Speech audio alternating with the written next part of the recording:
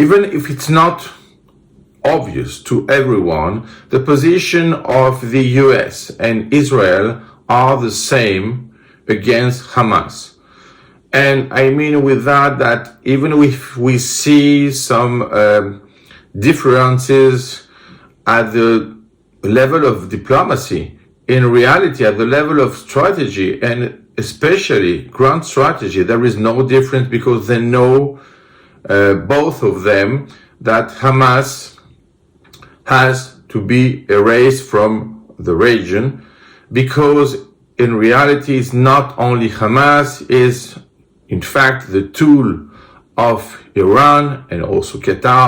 So we have to decide something. The problem, if we can say that it's a problem, is the difference of the presentation of this struggle against Hamas. So the idea for Israel is clear, is that they have to fight totally against this organization. But for the US is quite different, because they stand by to Israel, but they want at the same time to show that they are not in jail in this position, and they want to have the freedom to express their difference. But the difference is only at a level which is diplomacy, nothing more, nothing less. So we have to see it more than we can imagine as a position in relation with the elections, and nothing more. Because at the end of the process, and I mean at the end of the war, there is also a difference.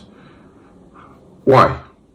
Because Israel is already saying that it has to keep the control of the region.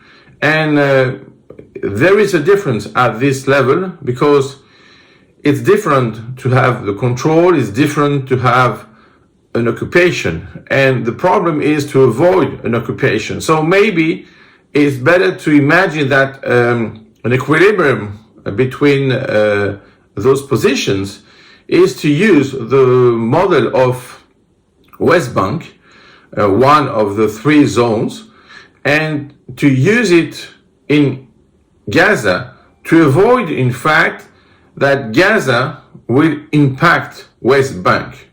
So the idea is to have maybe a dual control of the situation to avoid the occupation, but also to avoid laxism.